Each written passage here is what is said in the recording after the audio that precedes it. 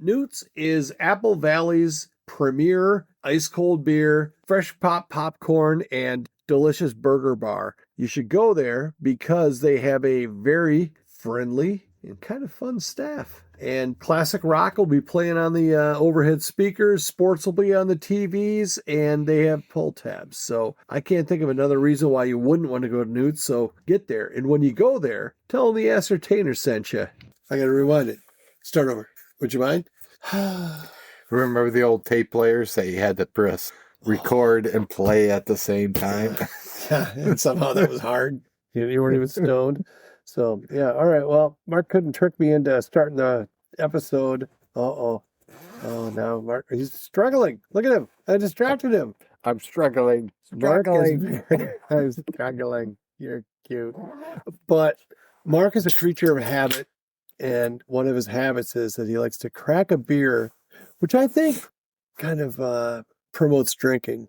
And as you know, I'm not a fan. What are you drinking tonight? I'm drinking big box store bourbon, and it's delightful. Two things I like: good bourbon and saving money, which is almost impossible to get. But so I have a friend, Todd K, who will remain nameless otherwise, and none of my contemporaries Listen, two shits about this podcast, yeah, which is something that I share in common with them. But anyhow, wow. He is, I don't know how he's not on the payroll for Costco. This guy is the biggest Costco advocate you'll ever meet. An advocate is the polite way of saying whore. Anyway, from years ago, I remember him saying that Kirkland, which is Costco's brand name, whatever, it's like their maker's mark. Members Mark. Wow, I was Maker's thinking, Mark wow. is the thing. Do they dip it in the wax? They also? do. They do everything. It's like, God, his hot dog tastes like crap. So let me start over. So he claimed that their their store brand vodka was made at the same place where they make Grey Goose. So it's basically Grey Goose, just with, like white labeled, like a different company's thing on it.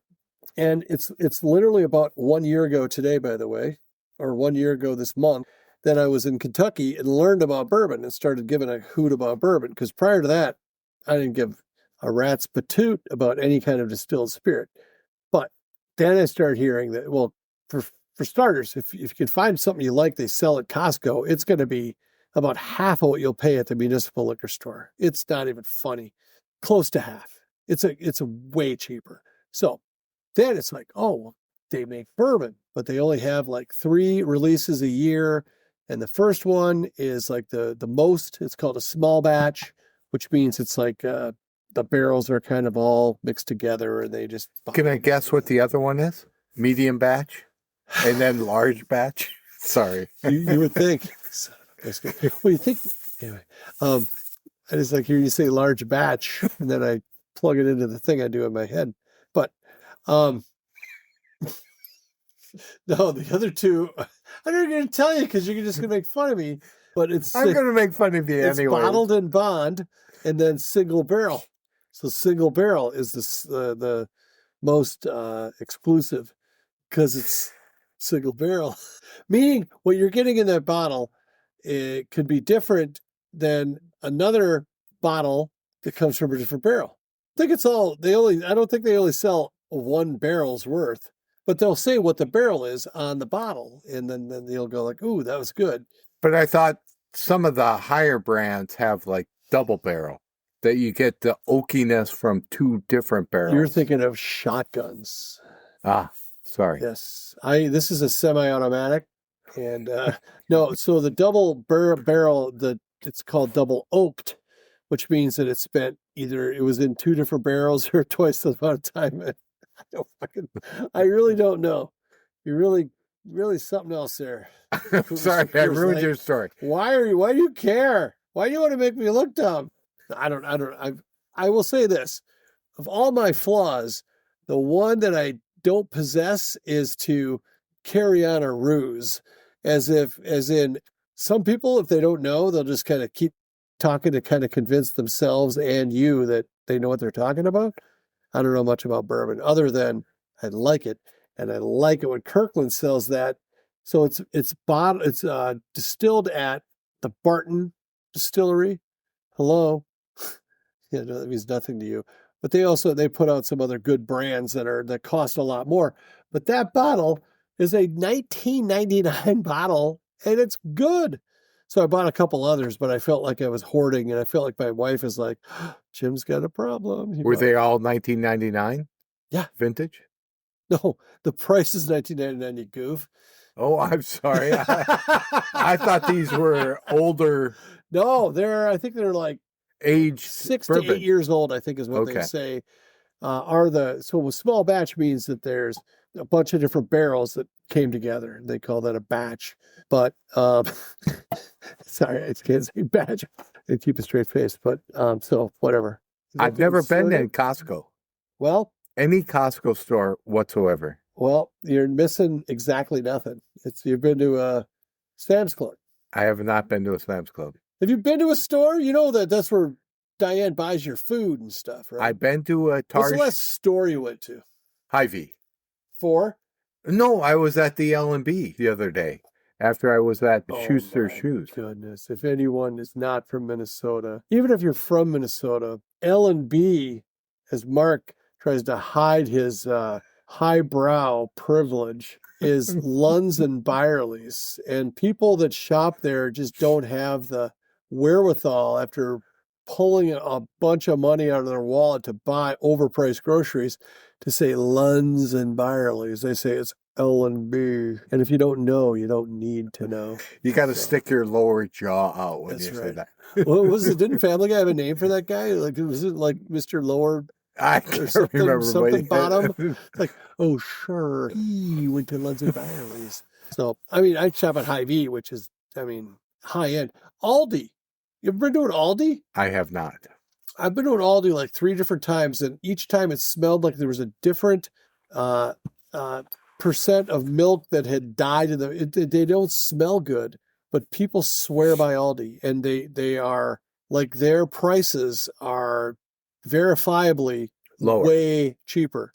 But you got to kind of know what you want. You can't get everything there, so I think you have to really kind of study Aldi to get good at Aldi. And I just don't have that kind of patience. And there's the whole cart thing for a quarter. Who's a quarter? You know what that is? No, you have to pay for the cart. You pay for it, then you get a quarter back when you return the cart. Do they flip it to you? I don't know. Yeah, and you gotta bite it. Make sure it's good. Like Underdog or something. I don't know.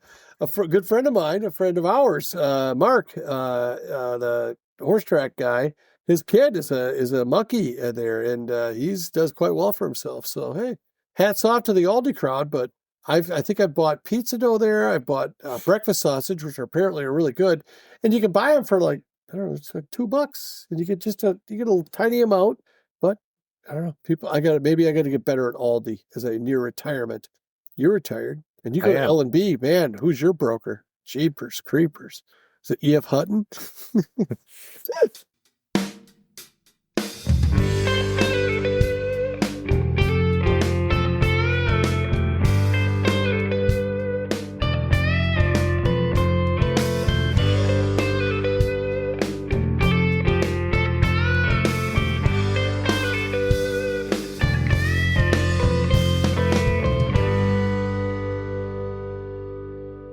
All right. Well, here we are. Hi, we're the Ascertainers. We are the Ascertainers. I am Mark, and my partner is Jim. I'm Jim, and we're so glad that you came. Don't do that yet. But if you do, just do a Gator Roll, get yourself cleaned up, and come back to the show. We'll still. I just learned what that was. Yes, the Gator Roll. So I thought. So I hung out with my buddy Ange and a very dear friend Jim B. Last weekend. It was last weekend, and it was a pretty heavy thing. One of the guys is going through some stuff, to say the least, health wise, and so it was kind of like heavy, but then light. We drank a lot, and for some reason, I thought about when I heard Joe Rogan during his stand-up. Joe Rogan used to do stand-up, before he was whatever he is now. But he talked about if he was in a hotel room by himself. Every guy can, relate to, if you're by yourself, just you, just that free bottle of lotion, whatever. Sometimes one thing leads to another, and you find, you do it, you help nature, and you and you call that there's a word for it. It's like you're working at the Como Zoo. You're helping nature. Yes.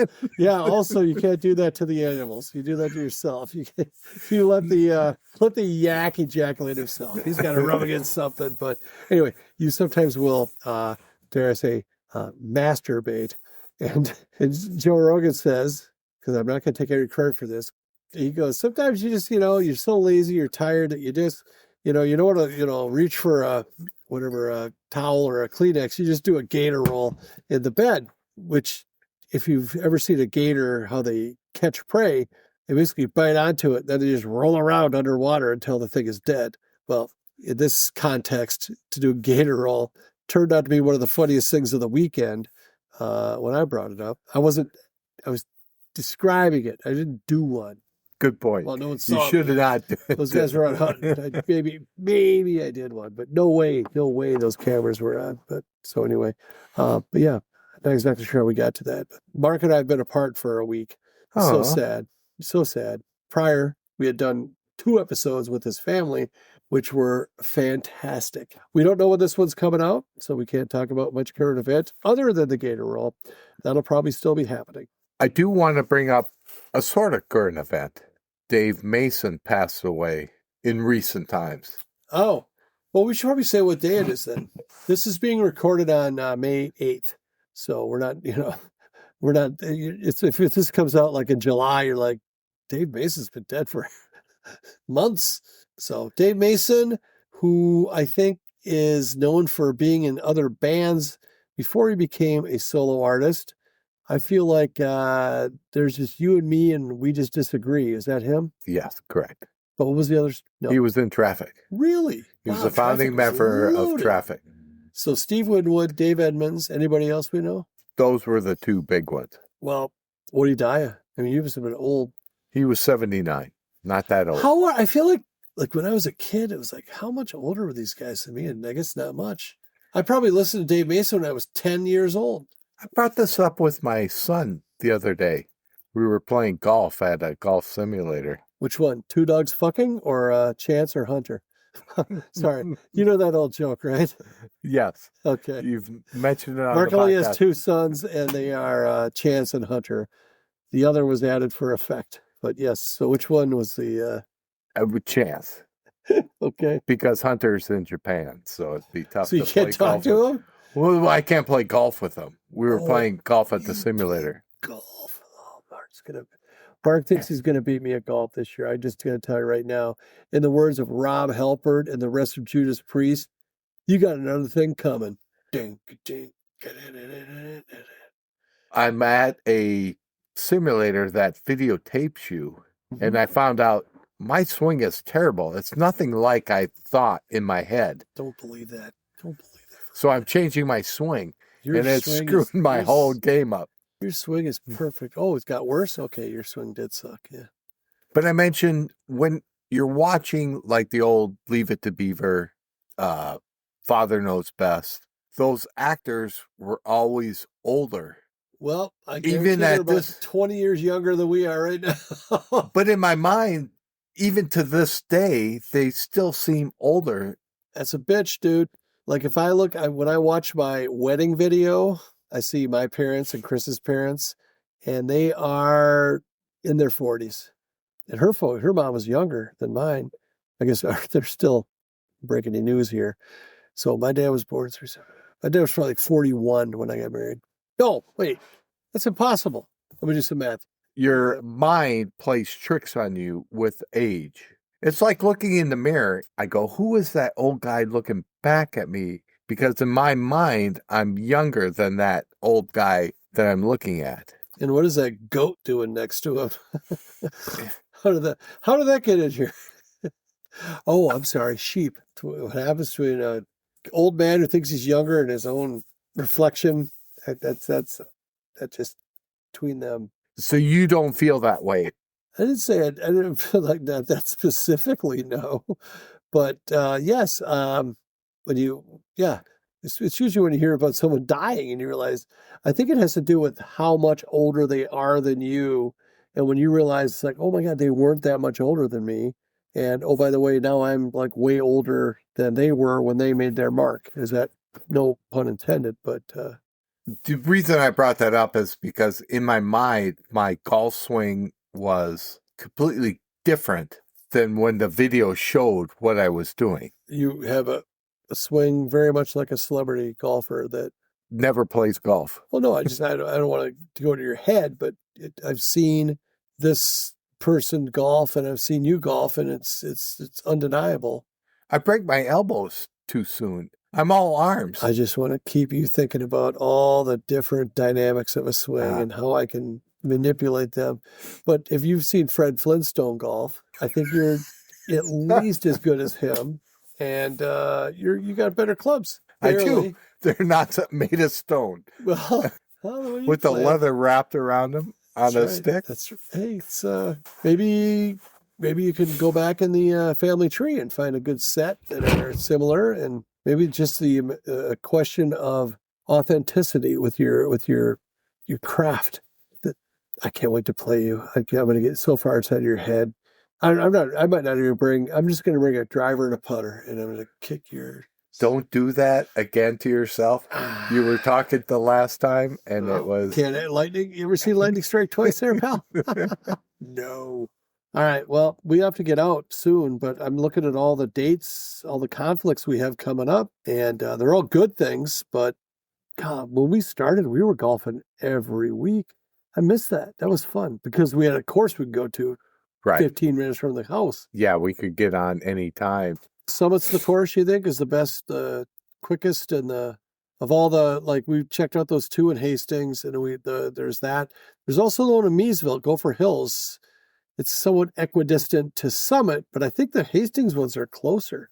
I just didn't like them. The times to get on. Accessibility? Okay. Summit's usually wide open. Okay. I shouldn't say that because now everyone's going to play it. Yeah, well, thanks, TheAscertainers. Give you a free beer every time you show up. And yeah. I would play the par 3 in Burnsville again, just for yucks. Did we ever play the par 3 at Summit? Or was it closed for some reason? It was closed. It was under construction. I'm telling you, because it takes like an hour to play the par 3. They had carts and everything, didn't they? Yeah, but you can't use them on the par 3. No. Oh, did we get roller bags? No, there was kids behind us that were driving carts on the greens at you don't know what I'm talking about? Briar Patch or whatever. Oh, that one, yeah, but not Summit. You can't. Oh, well then screw that. Well, let's play Burnsville soon. Okay. You know what I mean? You know what I'm talking about? Yes. Play the par 3.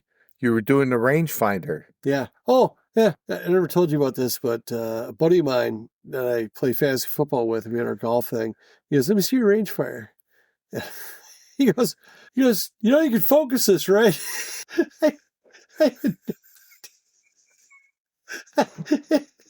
like, holy crap. I could have used this when I was playing this par 3 back in Burnsville. I couldn't even, it wasn't like I was getting any kind of like, my yucks or anything from, it just was like a couple of blobs walking. Not that I was trying to do that either, but it really is important in a rangefinder when you're trying to dial into the flag to be able to see the flag clearly. And now I can. So there are some funny skits with that rangefinder where people are doing the rangefinder and then they walk up and they just shake it. The other people are going, "Why do you have a rangefinder?" Oh, that's my guy Tommy Stewart. There's a guy who does like this. It's a influencer on LinkedIn, or not LinkedIn, on Instagram and Facebook and that. And it's Tommy J. Stewart, I think is what he goes by. But he has a couple of personas. One is if amateur golfers had press conferences. He also does beer league. So there's multiple of that, right? There's the, "Hey, Tommy, you had your first birdie putt today." And he's like, so it's like he's like at the thing. He's got the thing, the PGA thing in the background, right? And it's like a true press conference. Yes, yeah, but it's totally, yeah. It's just, I think the guy's got a really good formula. I don't think it's something that anybody else couldn't do, but he just pulls it off really well. It's like, yeah, first birdie putt, not really prepared for that. So yeah, I know I left that one a little, about 40 feet short. Did you pick up the snowman, the par putt or birdie putt? But hey, you build on that. But I did see one where he was talking to his buddy about playing golf, and he was doing like all these business, like work. Yes. It was like, yeah. Well, are we going to go to the practice or the driving range before? Well, I think data has proved that that one is gold. I'll try to find that and see if I can find a way I can post it on this episode. But then, so his other personas are one is a beer league player. So he's playing like hockey, late night hockey with his old friends, and it's like same thing. Press conference about, hey, what about the guy that brought light beer tonight? He goes, big disappointment. And he just keeps it so serious and so tight and everything else. And the other is as either a hockey parent or the hockey coach, like making or taking phone calls. It's just like, oh, sorry, boss, I got to take this call. It's a AAA coach, and it's the guy's in fear of losing his job because of all the practices and everything or all the work he's missing because he's got to run his kid to all these different practices and tournaments and everything else. Good stuff. I know I lost you on the hockey part, but very funny. I guess we covered it. Dave Mason, he was 79 when he passed, and he was in traffic. He was in traffic, so he got hit by a car? He could get to the hospital? I don't know. Oh, that's devastating. Sorry.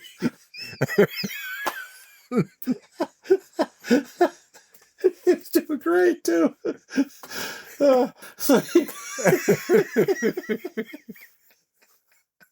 Oh my gosh. Well, at least he wasn't in Chicago.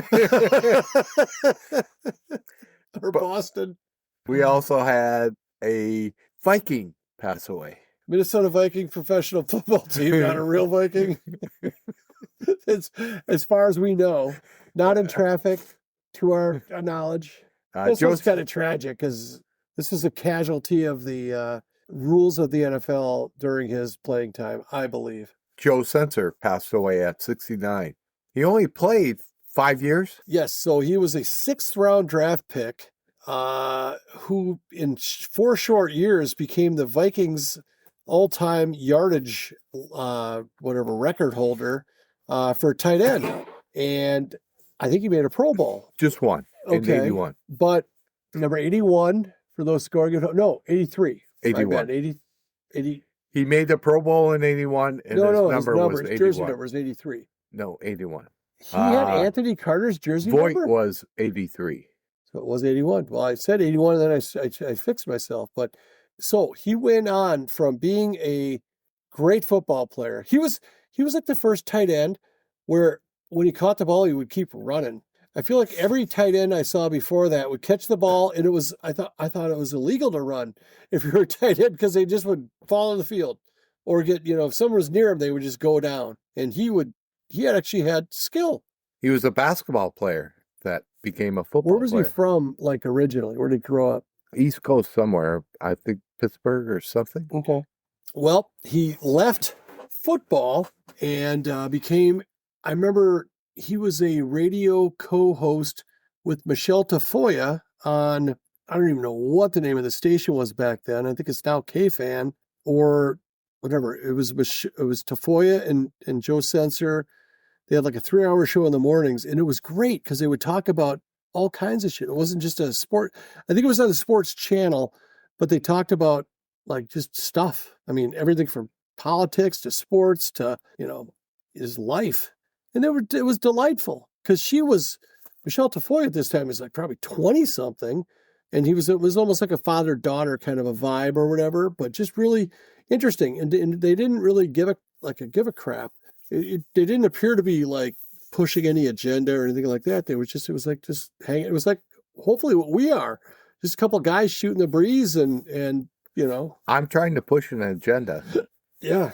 Jim what Sachs. it is, I have no idea. The agenda you're pushing is Jim bad, Mark good, and I don't think people are. I think they're starting to come around actually. And he started some restaurants. They're literally just called Joe Sensors, and yeah, great food. A rival, I would say, of Champs.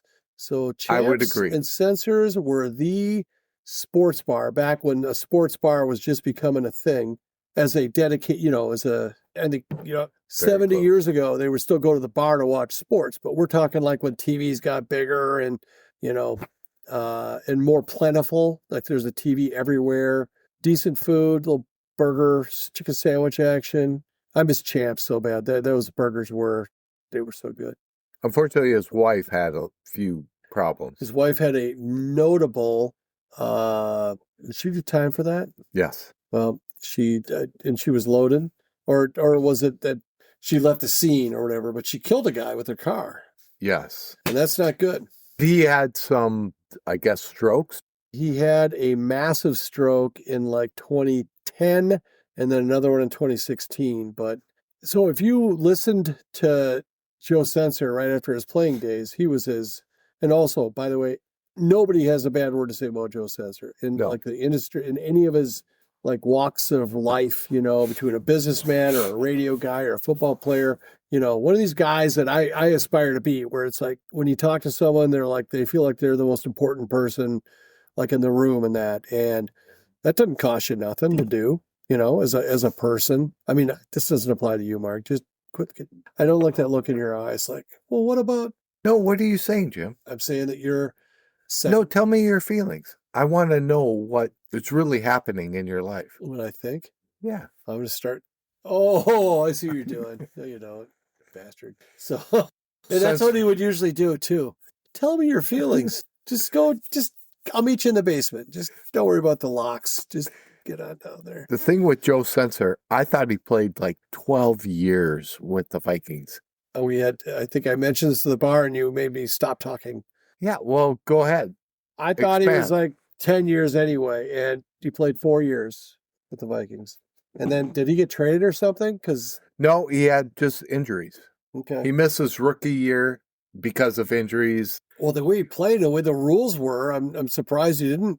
Like, I'm surprised he had any leg below the knee. Because, I mean, the Wikipedia says he was, at playing time, he was 6'4", 235. That's pretty big. Well, in that era. And when you watch him play, he played big and he could, but he was also long, and his legs to me were just a huge target because you wouldn't get penalized for going after a guy's knees, even a quarterback's. The game has changed, but the players have changed too. There's no way. I mean, they are so much faster. Would a Joe Sensor even make a team right now? I think he could. Well, so we had Joe Sensor, we had Dave Mason, Jimi Hendrix, George Washington, the first. What is song of the week? Go ahead. Your turn. I'd like to tell you my song of the week, and then I have a serious question. So why don't you go first? Because my question will take up the rest of the podcast. I know your song of the week, and it's a great song. That band is probably the most unassuming band, or close to it, that there is. The song is ETI, Extraterrestrial Intelligence, 1976, Blue Öyster Cult. And it's a song that I don't know if I've heard it before, or it reminds me of another song. And Jim said, oh, that sounds like Cheap Trick. No, I said Aerosmith. Aerosmith, I'm sorry. And I kept listening. Oh, it's halftime of the Wolves game. It's 51-51. I shit you not. I'll take it. This will be perfect. We'll get to watch the whole second half. But I want to know what album this is on. You know this album cover. Because the one I can think of this album and then the Cultosaurus erectus with Godzilla. With the teeth sticking together. Take a listen. It's a very poppy song, but rock song at the same time. That is their fourth studio album called Agents of Fortune. And it's a banger. I was telling Mark, and I think I've probably told the 6 or so listeners of this podcast, Chris and I were at the Dark Horse Saloon in St. Paul, which is right next to Barrel Theory. But Barrel Theory doesn't serve. Barrel Theory is a microbrew, whatever. They don't serve food, so you go next door, get something to eat. But they have a turntable there, and they'll play an album at a time, a side of an album at a time. So as you're sitting there, well, we're sitting there feeling pretty good, and it's like, who in the hell is this band? They're so good. It was a live album. It was like, God, they're throwing off Allman Brothers. They're throwing off Grand Funk. They just sounded like 5 different bands. And then finally I'm like, I give up. I think even Shazam couldn't get it. And they're like, oh, it's Blue Öyster Cult Live. I'm like, son of a biscuit. But I've never, like, other than probably the stuff from Cultosaurus Erectus, like Black Blade, Godzilla, and I think there's one other from that album that's really good. Then there's Burnin', there's Fear the Reaper. They've got just a lot, and nobody gives a shit about Blue Öyster Cult that I know. When my sister said she went to Led Zeppelin for her first concert ever. That was your first concert. Black and Blue. Exactly. And I was taking in the whole atmosphere, and I wasn't paying attention to the music.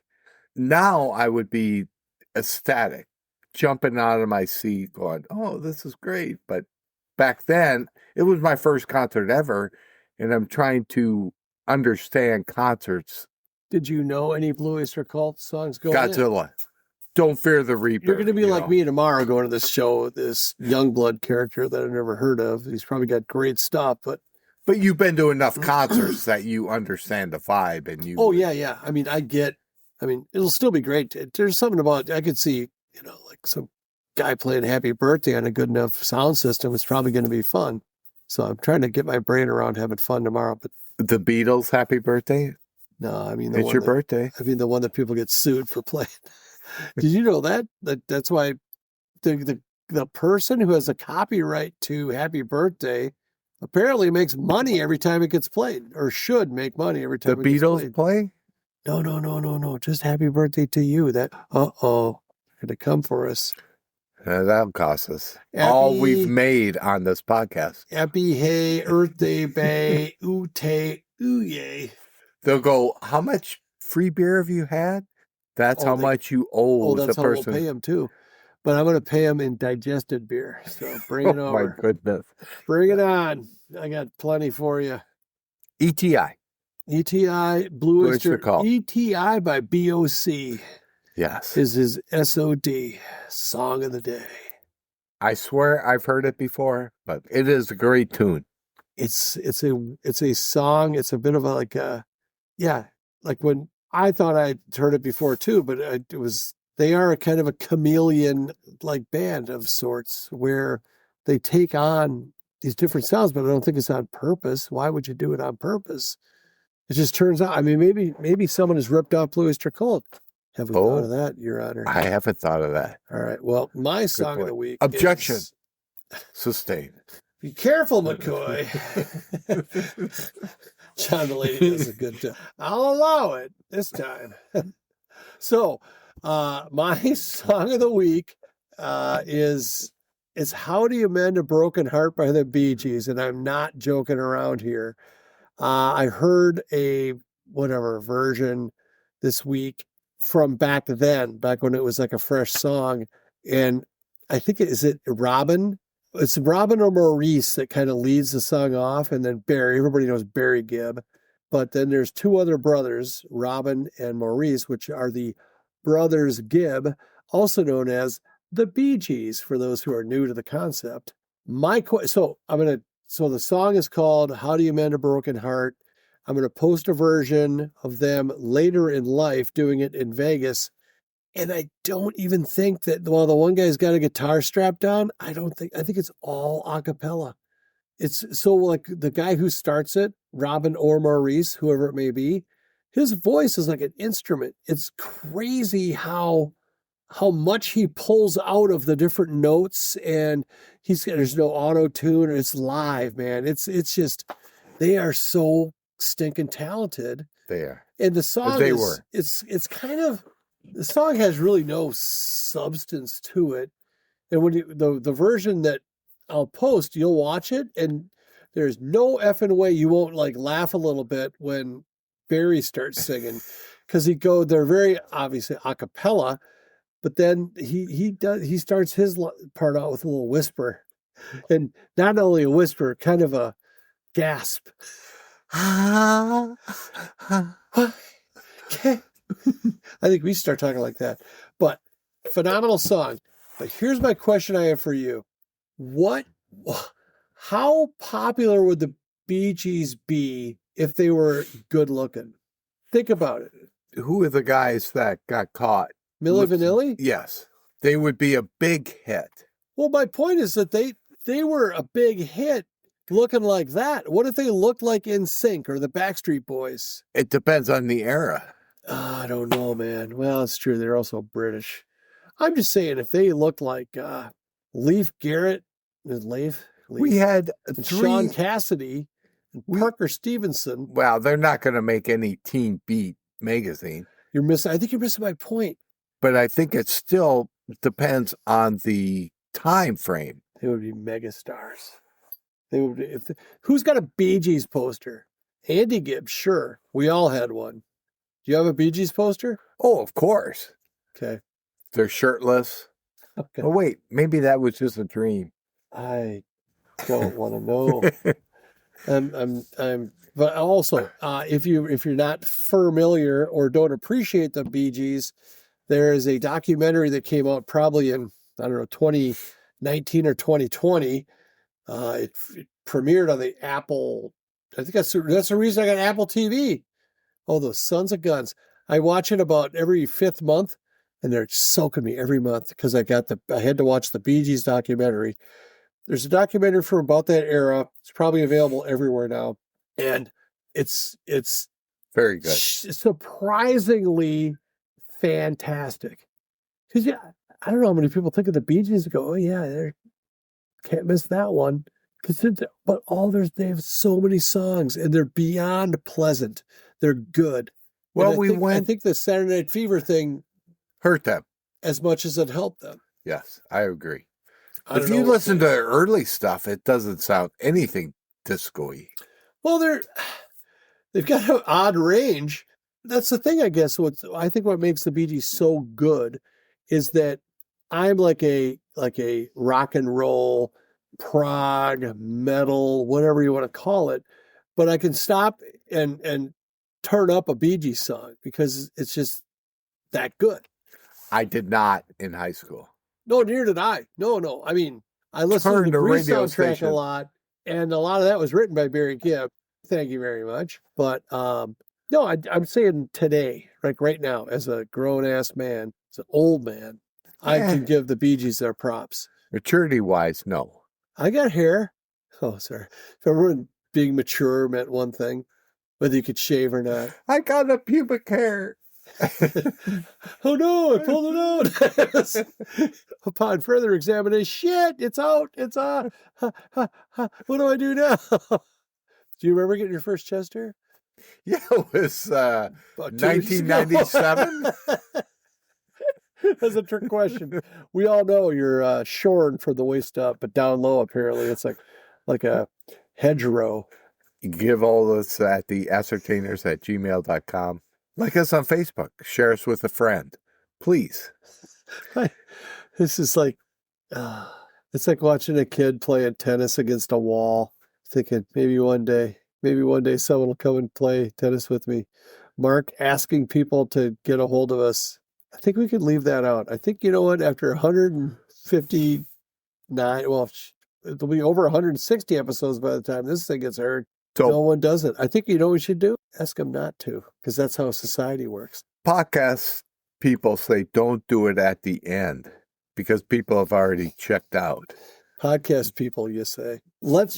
I say we just, next time we record, whatever that might be, maybe this is the last episode. What if you caught in traffic. You got me. Yeah. So, but I say next time we record, we just start right away with the begging. Hey, I agree with that. Maybe we should be a pay per listen, like Aldi. No, we'll do it like Aldi. Here, we need 25 cents, and then if you listen till the end, we get your quarterback. Let's go with a penny. Oh wait, they stopped making the penny. Right. So we'll go with the 6 pence. kind of thing, or is that just six of one thing? I don't know. Okay, well, I think Sixpence None the Richer is a delightful band, so check them out too. Also, check out Newt's in Apple Valley. Check out the State Fair. Wow. I'm trying to get you in free so I can miss a week. Goodbye. Yeah.